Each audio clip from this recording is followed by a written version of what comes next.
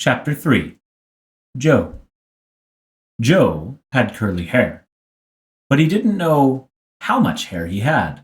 He couldn't count that high. In fact, he couldn't count at all. When all of the other children went to recess, Mrs. Jules told Joe to wait inside. "Joe," she said, "how much hair do you have?" Joe shrugged his shoulders. "A lot," he answered. "But how much, Joe?" asked Mrs. Jules.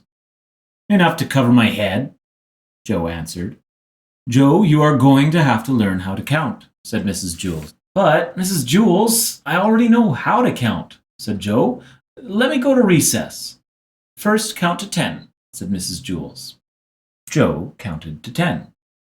6, 8, 12, 1, 5, 2, 7, 11, 3, 10. "No, Joe, that's wrong," said Mrs. Jules. "No, it isn't," said Joe. "I counted until I got to 10. "But you were wrong," said Mrs. Jules. "I'll prove it to you." She put 5 pencils on his desk. "How many pencils do we have here, Joe?" Joe counted the pencils. 4, 6, 1, 9, 5. "There are 5 pencils, Mrs. Jules." "That's wrong," said Mrs. Jules. "Well, how many pencils are there?" Joe asked. 5, said Mrs. Jules. "Well, that's what I said Joe. "May I go to recess now?"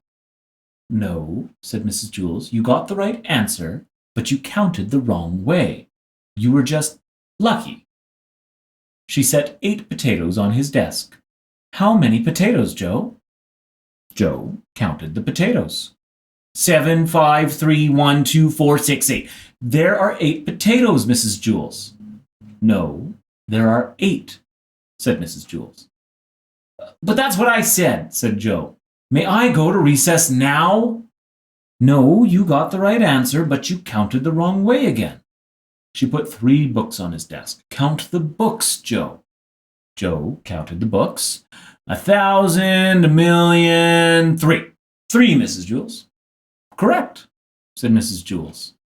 "May I go to recess now?" Joe asked. "No," said Mrs. Jules. "May I have a potato?" said Joe. "No. Listen to me.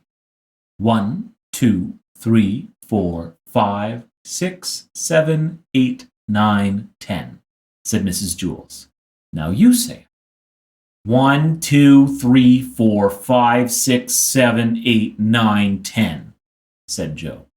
"Very good," said Mrs. Jules. She put 6 erasers on his desk. "Now count the erasers, Joe, just the way I showed you." Joe counted the erasers. 1, 2, 3, 4, 5, 6, 7, 8, 9, 10. "There are 10, Mrs. Jules." "No," said Mrs. Jules. "Well, didn't I count right?" asked Joe. "Well, yes, you counted right, but you got the wrong answer," said Mrs. Jules. "This doesn't make any sense," said Joe. "When I count the wrong way, I get the right answer. And when I count the right way, I get the wrong answer." Mrs. Jules hit her head against the wall 5 times. "How many times did I hit my head against the wall?" she asked. 1, 2, 3, 4, 5, 6, 7, 8, 9, 10. "You hit your head against the wall 10 times, said Joe. "No," said Mrs. Jules. 4, 6, 1, 9, 5. "You hit your head 5 times, said Joe. Mrs. Jules shook her head no and said, "Yes, that is right." The bell rang and all the other children came back from recess. The fresh air had made them very excited, and they were laughing and shouting. "Oh, darn," said Joe. "Now I missed recess." "Hey, Joe, where were you?" asked John. "You missed a great game of kickball." "I kicked a home run," said Todd.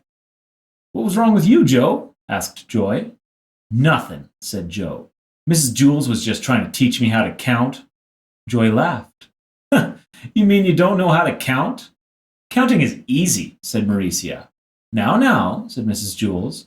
"What's easy for you may not be easy for Joe, and what's easy for Joe may not be easy for you." "Nothing's easy for Joe," said Mauricia. "He's stupid." "Well, I could beat you up," said Joe. "Try it," said Mauricia. "That will be enough of that," said Mrs. Jules.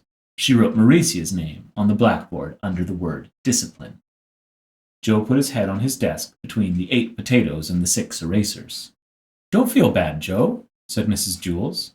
I just don't get it, said Joe. I'll never learn how to count. Well, sure you will, Joe, said Mrs. Jules. One day it will just come to you. You'll wake up one morning and suddenly be able to count. Joe asked, If all I have to do is wake up, then what am I going to school for? School just speeds things up, said Mrs. Jules. Without school, it may take another 70 years before you wake up and you are able to count. By that time, I may have no hair left on the top of my head to count, said Joe. Exactly, said Mrs. Jules. That is why you go to school. When Joe woke up the next day, he knew how to count. He had 55,006 hairs on his head. They were all curly.